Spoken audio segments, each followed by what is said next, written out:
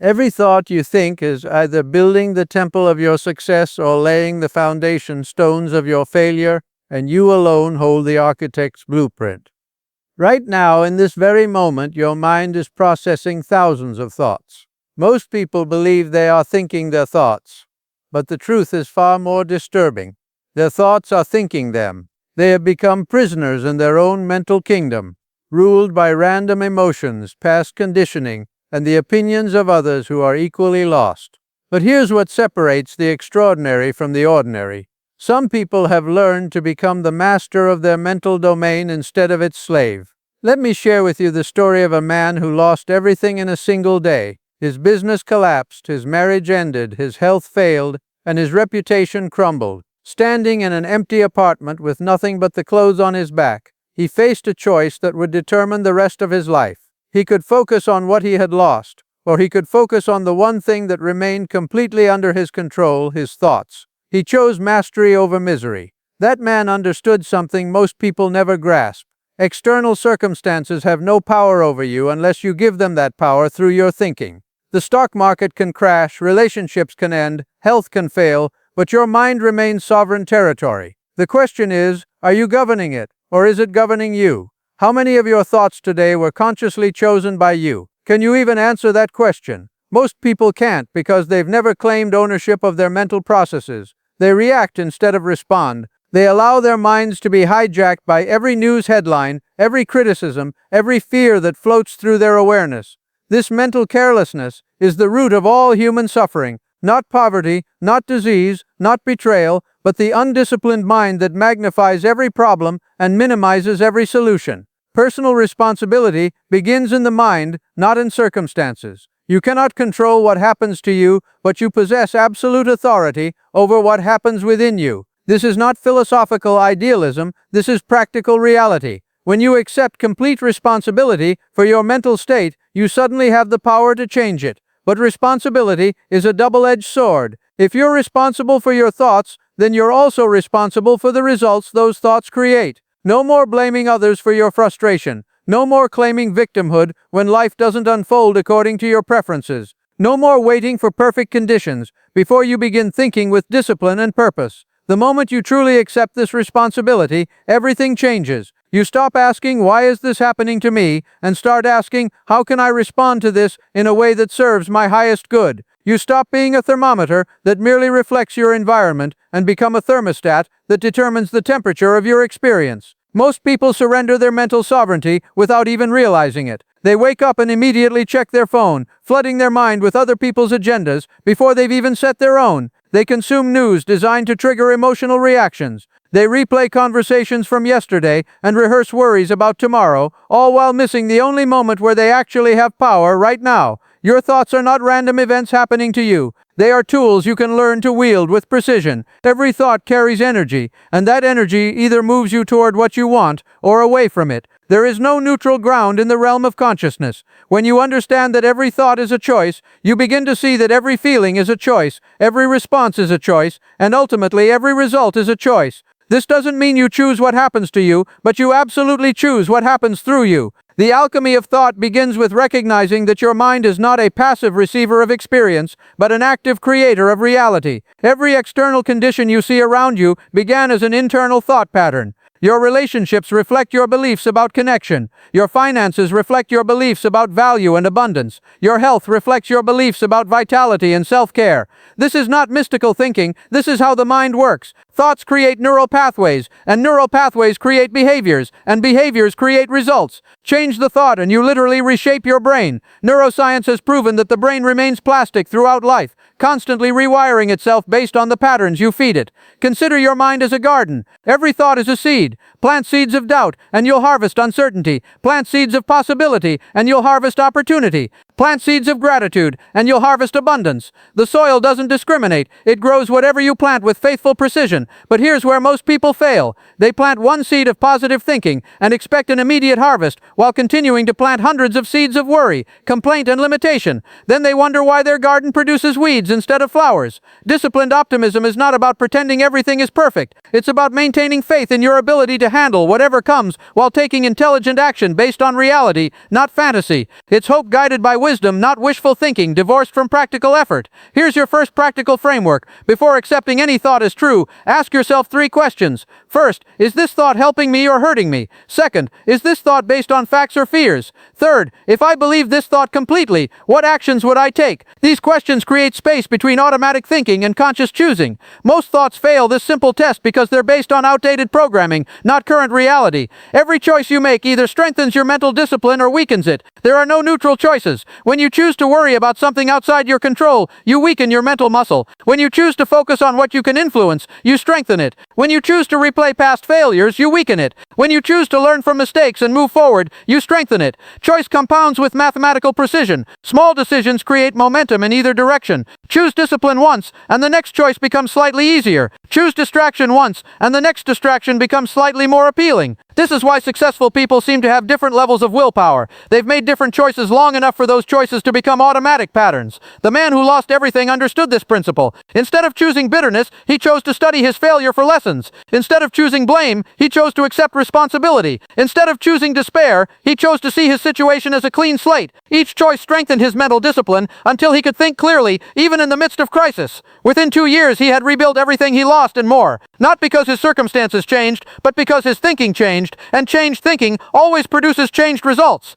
Problems are not punishments, they are promotions. Every challenge that comes into your life is the universe's way of asking, are you ready for the next level? The only way to advance is to outgrow your current level of thinking. You cannot solve a problem with the same mind that created it. This is why seeking comfort leads to stagnation, while embracing challenge leads to growth. Success is an inside-out phenomenon. When you change internally, your external world rearranges itself to match your new level of consciousness. This is not theory, this is law. Most people have this backwards. They wait for external conditions to improve before they'll upgrade their thinking. They want the harvest before they're willing to honor the planting season. They want the strength without the resistance that builds it. The oak tree grows strong because it faces the wind, not in spite of it. Every storm that threatens to break it actually forces its roots deeper and its trunk thicker. Adversity is nature's way of developing mental muscle. Without resistance, there is no strength. Without challenges, there is no character. Your current level of thinking got you to where you are, but it won't get you to where you want to go. The mind that created your current situation is not the mind that will create your next breakthrough.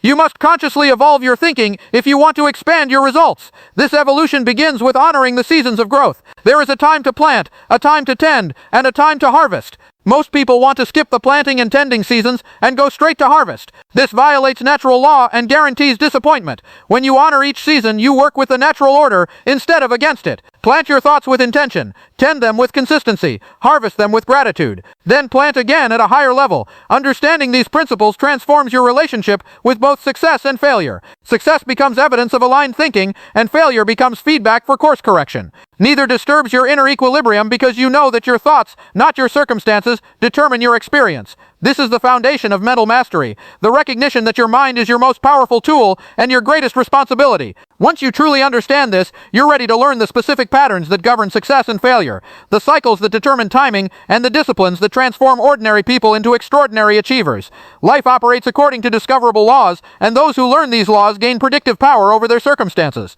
While others stumble through existence wondering why success seems random, masters of mental discipline recognize the patterns that govern all human achievement. These patterns are not hidden or mysterious.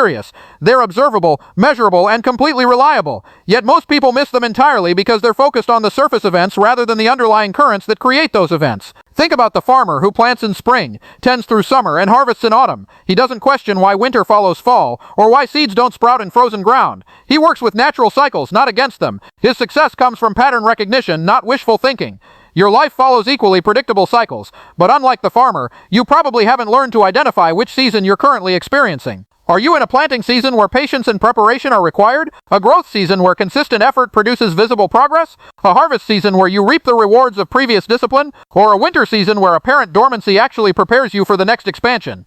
When you understand which season you're in, you know exactly what actions to take. When you fight against the current season, you exhaust yourself with futile effort. Every challenge that enters your life follows a predictable pattern. First comes the disruption. Something threatens your comfort zone. Then comes the resistance. Your ego fights to maintain the status quo. Next comes the choice point. Will you adapt and grow, or will you contract and blame? Finally comes the integration. You either emerge stronger with new capabilities, or you emerge weaker with new limitations. The pattern never changes, but your response determines the outcome. Most people get stuck in the resistance phase, fighting reality instead of adapting to it.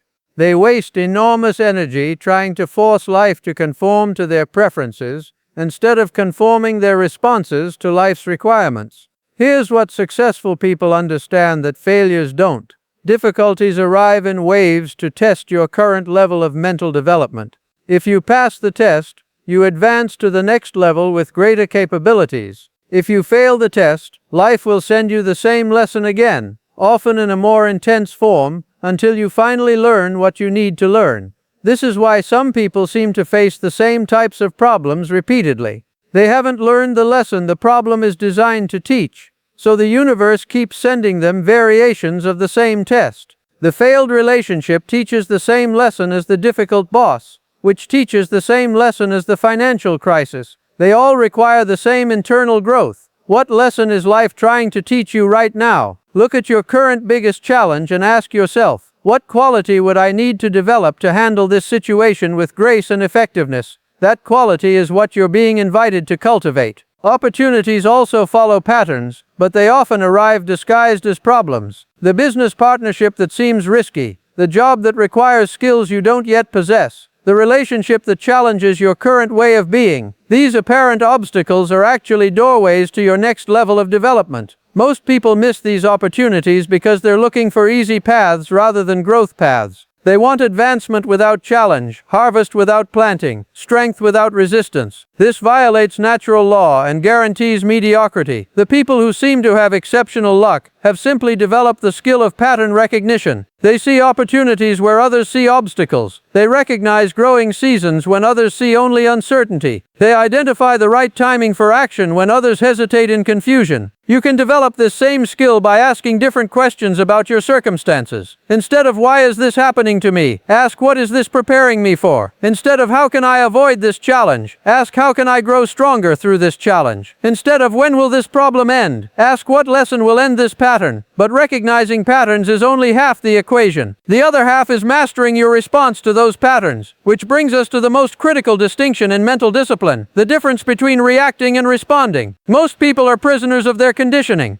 Something happens, and they automatically react based on past programming. Someone criticizes them, and they immediately defend. Markets decline, and they panic. Plans fail, and they blame external circumstances. These reactions happen so quickly they feel involuntary, but they're not. They're simply practiced habits that have become unconscious. Between every stimulus and your response lies a space, and in that space exists your freedom. Most people live with such a compressed space that they feel victimized by their own reactions. But you can consciously expand this space through mental discipline, giving yourself the power to choose your response rather than defaulting to automatic reactions. Viktor Frankl understood this principle during the most extreme test imaginable. Imprisoned in a concentration camp, stripped of everything external, he realized that one thing remained beyond his captor's control: his ability to choose his attitude toward his circumstances. That choice, made repeatedly in the most horrific conditions, allowed him not only to survive, but to help countless others find meaning in suffering. You face your own version of this choice every day. Someone cuts you off in traffic. Will you react with anger or respond with understanding? A project fails to meet expectations. Will you react with blame or respond with learning? Criticism comes your way. Will you react with defensiveness or respond with curiosity? These moments of choice are where character is built or eroded. Every time you pause before reacting, you strengthen your mental discipline. Every time you respond consciously instead of reacting automatically, you expand your freedom. But here's what most people don't understand. Emotions are information, not commands. When you feel angry, the emotion is telling you that something important to you has been threatened. When you feel afraid, the emotion is alerting you to potential danger. When you feel frustrated, the emotion is signaling that your current approach isn't working. The emotion gives you valuable data about your situation, but it doesn't dictate your response. You can feel angry and still choose to respond with calm wisdom. You can feel afraid and still choose to move forward with courage. You can feel frustrated and still choose to try a different approach rather than giving up. This is not about suppressing emotions. Suppression creates internal pressure that eventually explodes. This is about acknowledging emotions while maintaining conscious choice about your actions. You feel what you feel, but you choose what you do.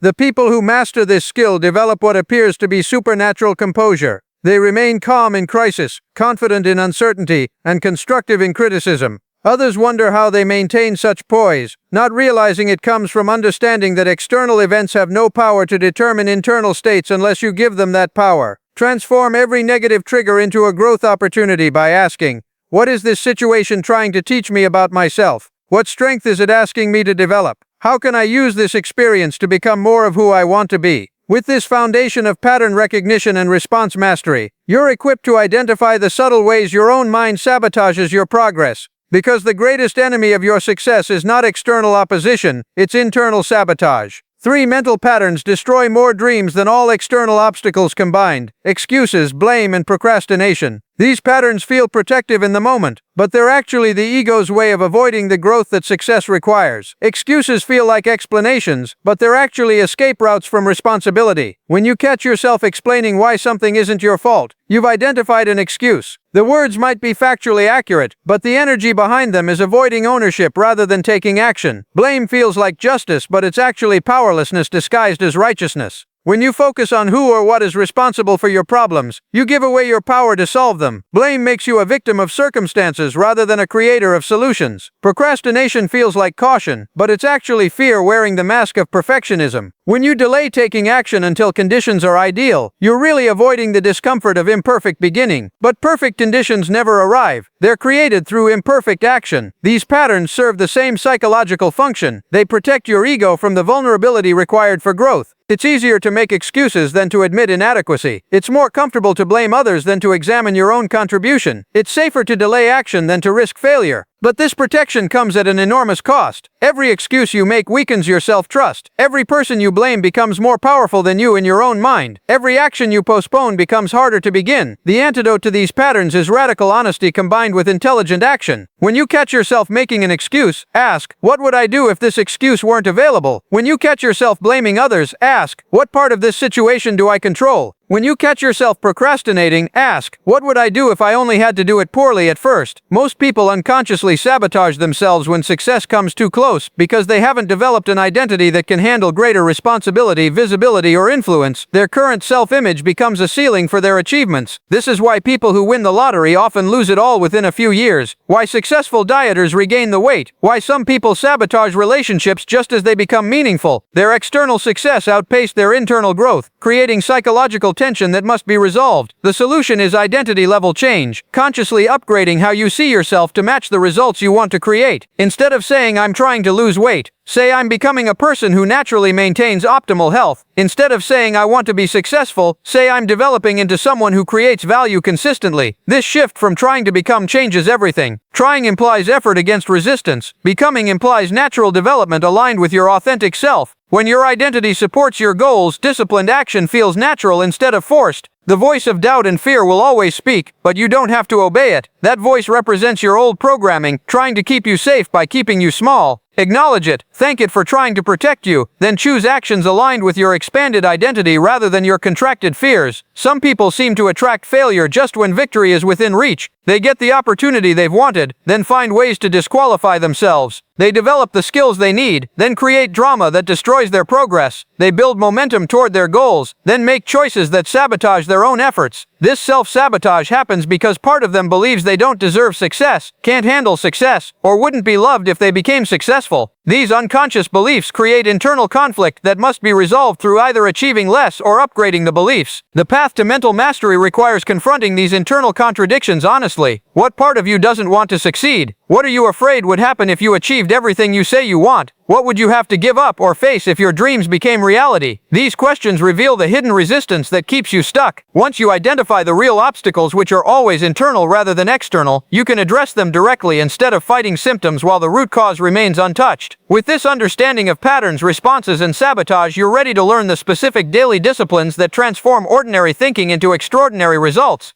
Because knowing these principles intellectually changes nothing. Only consistent application creates the mental mastery that makes everything else possible. Extraordinary results come from ordinary disciplines practiced consistently, not from extraordinary efforts applied occasionally. The difference between the successful and the struggling is not talent, luck, or circumstances. It's the willingness to do what others won't do, day after day, especially when they don't feel like doing it. Most people are searching for the secret technique, the breakthrough moment, the life-changing revelation that will transform everything instantly. But masters know the truth. There are no shortcuts to any place worth worth going. Excellence is built one day at a time, one choice at a time, one discipline at a time. Consider the cathedral builders of medieval Europe. Each worker laid individual stones day after day, knowing they would never see the completed structure. Yet their daily work created monuments that have endured for centuries. Your daily mental disciplines are the stones you're laying in the cathedral of your character. Each day's work matters, even when you can't see the final result. What did you do with your mind in the first hour after you woke up this morning? That single hour reveals more about your future than any goal you've written or resolution you've made, because how you begin each day determines the quality of consciousness you carry through the remaining hours. The morning ritual is the foundation of mental discipline, not because of mystical properties of dawn but because of psychological reality. Your mind is most impressionable when it first emerges from sleep. The thoughts you think and the actions you take in those early moments set the tone for everything that follows.